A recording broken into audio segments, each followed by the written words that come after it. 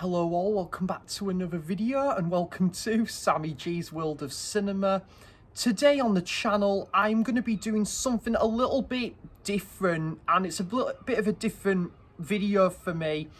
So I've picked up a few Blu-Rays in the past where I think I picked them up like over 3 years ago and I just never got round to watching them.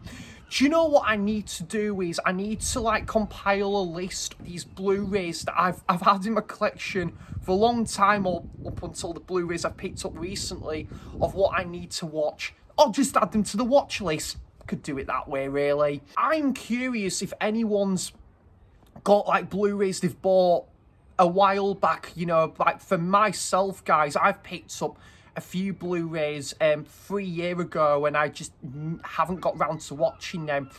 Is there kind of a reason to why I've done this? Well, I could have just bought it for a good price in the past, or, I'm just savouring that moment, waiting for that day to finally get round to watching this movie that, I've had in the collection for a canny while. It's a bit like, I'll give you an example, guys. King Kong, the original King Kong, I think I picked this up probably around December 2021, and it's taken me till July this month to watch it.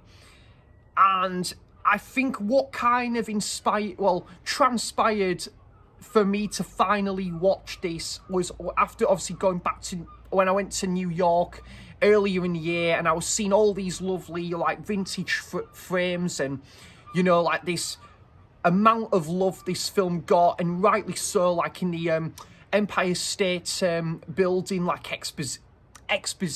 exhibition, sorry, cannot pronounce that word today, apologies. And seeing the lovely artwork and that, and yeah, and this film is a real testament to cinema, and one of the the founding fathers of this big monster monkey universe that we all know and love today, and this being one of the founding fathers of that universe. Sorry if you can hear the washing machine in the background, guys. I've decided to leave that back door open so you could probably hear the washing machine there. Do apologize about that, but yeah, that's kind of my reason to why I it's taken me that long to watch this. I'm glad I savoured that moment finally, 6 months after I went after my birthday trip to New York, and I think this really sort of picked it for me. So also now Mighty Joe Young I've had even longer in my collection. I've had it for probably since July 2021. I think I picked this up in the Fops store in Edinburgh, and this is a Mighty Joe Young. I've had this in the collection for over 3 years, and I think when I finally watched it, I think it was last month, and what really pipped it for me was when I watched Stuart George and his passion for film. I think it's brilliant, guys. I will leave a link to Stuart's channel down below. I actually will leave a link to his top 10 Ray Harryhausen films video. And after Stuart speaking so highly of this film, I'm thinking, yeah, this is one of the films I've had in the collection for, getting on over 3 years, and I thought, well, you know what, now's the time to finally watch it. And yeah, I understood the hype. I remember James at Movie Bug speaking quite highly of this as well, and yeah, I just think it just ticks off the boxes of what makes these great special effects from a genius like Ray Harryhausen. It was just a master at these special effects, and it was really well done. I just absolutely loved the look of King Kong in the original, but the look of Joe Young as well. Yeah, and this was brilliant. This gorilla, it was not like a a bad beast or anything. He just wants to be at peace and, you know, like still, you know, like still be based in Africa and you know, like live a peaceful life. But then he's like relocated to New York, and it's kind of a different world for him and a different, you know, like world to what he has been brought up and used to. And yeah, it's a really good film. I absolutely loved this, but it took me probably nearly 3 years to finally get round to that one. Probably let me know if I need to get onto these films eagerly, urgently. And yeah, do you know what, guys, and I'd love to know your thoughts on these movies as well. So the first one, The Fury by Brian De Palma. Brian De Palma is a director I love. I think he's brilliant. I love what he does. But this is one movie, yeah, I've had, you know, like I bought it in the Arrow sale. I normally just buy the Arrow titles when the sale comes around. I don't tend to pay full whack for them unless it's like a you know, a special limited edition 4K set of it. I'm happy to make an exception there. But yeah, when I was really getting into De Palma as a, you know, filmmaker, yeah, this is what I picked up like 3 years ago, and I still haven't watched it. Just to add as well, guys, there's probably is a few other Blu-ray, well, no, I know there's a lot of other Blu-rays that I've already got that I haven't watched yet, and but probably more recently that I've picked up. But these are some of which I've picked up. Like you could be talking like over 3 years ago when I picked this up, and yeah, if anyone has seen this though, guys, do let me know in the comments, because if it's really one I need to get on to sooner. I know it's got Kirk Douglas and the same actor from Rosemary's Baby, which is a film I think is fantastic. So yeah, that is one I've had in the collection for over 3 years. Is there a reason to why I haven't watched it? Probably because it could be other films I've picked up along the way, and I've spent more focused time on those films, and this is just one of them I've never got round to. And I think I picked this one up in CX, like, I think it was nearly 3 years ago. I got it for about £6, and that is A Scanner Darkly, which I've heard is a really unique animated film. It's meant to be a very different style to a lot of these like animated movies. And A Scanner Darkly, yeah, I've heard it is yeah, it's one of a kind, really. You know, like, it's like no other animated movie out there. It's from Richard Linklater, who I am a fan of. And yeah, the cast as well, you know, Keanu Reeves, Robert Downey Jr., Woody Harrelson, and Winona Ryder. So what could possibly go wrong with this film, right? With a great cast like that. And yeah, I don't know, it's probably just the case where other films I've bought have just, you know, I've kind of had more focus drawn on them and those movies, and this film has kind of just fell under my radar. When I'm gonna watch it, hopefully before the year is up, but yeah, I do like the idea of this one, and it is, and as I say, is I just think having the film for over 3 years, I think it nearly 3 years, sorry, I trying to find the right moment and the right day to finally get round to this. And because Richard Linklater is also a director that I want to spend more time getting to know his work, and I just haven't got round to that one yet. And do let me know, guys, what's your thoughts on like that movie as well. That'd be much appreciated. And then yeah, I have seen the remake of Mutiny on the Bounty, you know, like with Marlon Brando. I forget the director's name for that remake. I think it came out like 1972. But this is, I think, hailed as one of the greatest films of all time. I think I got this in like December 2021. And that's, yeah, the original Mutiny on the Bounty. I've heard nothing but amazing things, mind you, about this film. And yeah, I don't know why I haven't got round to this one yet, especially when I just thought the remake was fine. It was just an okay one-off watch for me, and this just swept at the Oscars. And that's not to say just because it swept at the Oscars, it doesn't mean to say I'll end up liking the film. However, if I just thought the remake of this was just an okay movie, this is probably going to take it up a notch, no doubt. I will much prefer this. I reckon it'll have a lot more substance to it. And yeah, you know, like, it's got powerhouse actors like Charles Lawton and, you know, Clark Gable. So really, I'm already in for a ball with this movie, and you could say it is absolutely cruising.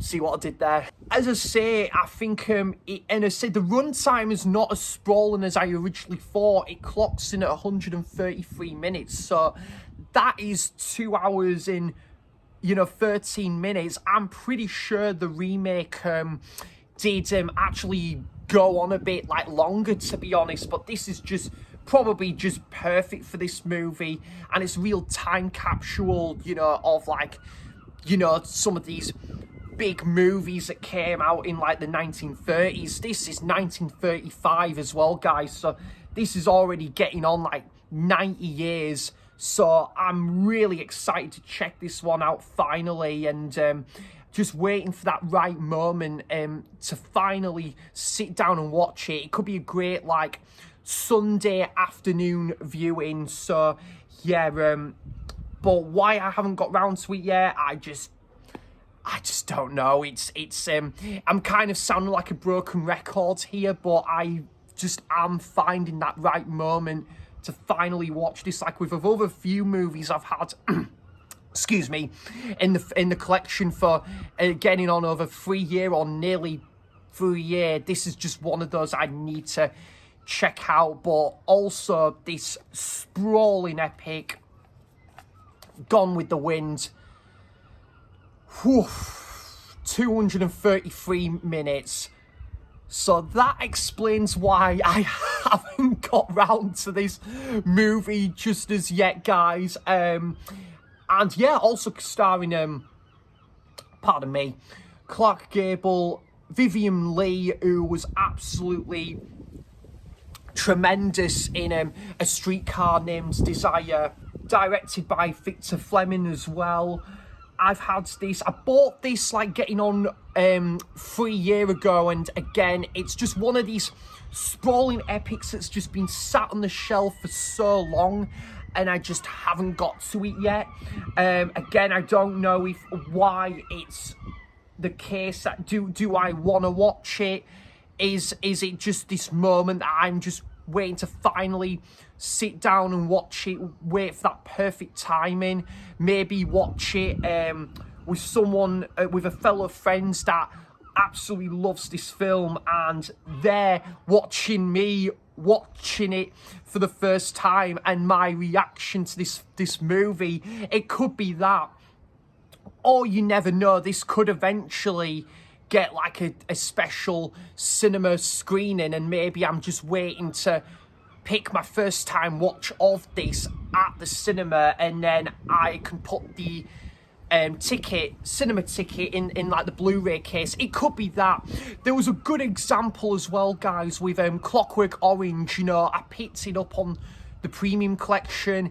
I had the Blu-ray copy for a year and a half, and then it took me a year and a half since owning that, and I still own it, to finally get round to watching it. There was a reason to that though, and it was because I wanted to read the book first by Anthony Burgess before watching the film. I might even do a video about Clockwork Orange at some point, folks. Gone with the Wind is one of these, you know, absolute sublime epics that I'm just yet to check out. And believe it or not, there's been a couple of sprawling epics that I have watched. Well, one of which was A Brighter Summer's Day from Edward Yang, that I watched on the Criterion label. It is absolutely fantastic, guys. It's one of the longest films I've ever seen, but also I watched what was it, on Radiance Films, Trequan Laquen, I think it is, which I think clocks in at 4.5 hours. Now, with that one, it is split into 2 parts. You can watch part 1 that day and part 2 on another day, but I thought I'm just going to utilise the time and watch it all in one sitting, which was kind of what I decided to do. And yeah, I'm glad I watched it, but why I chose to watch that first when I've only had it in the collection for, you know, a couple of months and not got around to this one yet, which is the well-regarded movie out of the 2. Yeah, I need to find a time to finally watch this one. And I've had this in the collection for a 1.5 years, new and sealed, and I'm waiting to finally take the shrink wrap off and finally sit down and watch Sleepers for the first time. And again, I've heard it's a really emotional gangster film, and it's a bit of a, you know, looking back on life, and, you know, like, I think it's got a similar, you know, sort of timeline to like Goodfellas, something of that similar bulk, really. And I just haven't got round to it yet, and I don't know why, because, you know, I love gangster movies. I watched King of New York recently for the first time, just to add. I thought it was absolutely fantastic. But yeah, like Kevin Bacon, Robert De Niro, Dustin Hoffman, Brad Pitt, Jason Patric. I don't know why I haven't got round to this one yet, and I've heard nothing but incredible things from 1996.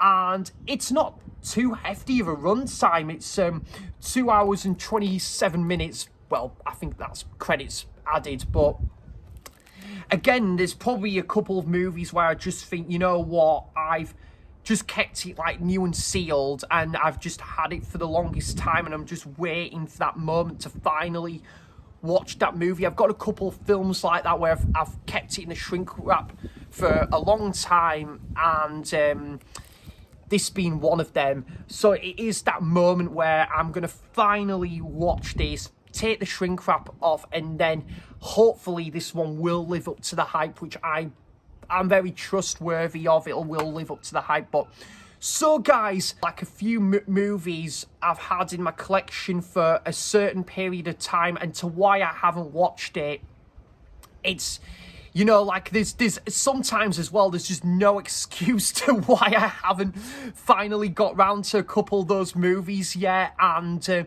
I thought I would show a couple of examples of how long it took me to get to that movie, and few of these movies, sorry, that I'm still waiting to finally sit down and watch, and to the reasons why I haven't got to it yet.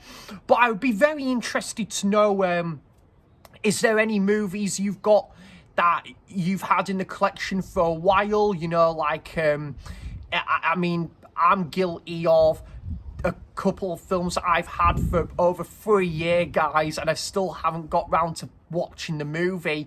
You know, I haven't watched the movie, let alone having the Blu-ray in my collection for that period of time. I would be interested to know that. Do you have any movies that you're just waiting for that right moment to finally watch it? Yeah, you've had it in the collection for a canny while, and you're just waiting for that right moment to finally sit down and watch it, picking that moment. I'd love to know all of that stuff in the comments down below, guys. And I want to take the time to say thanks for all the continuous support on the channel.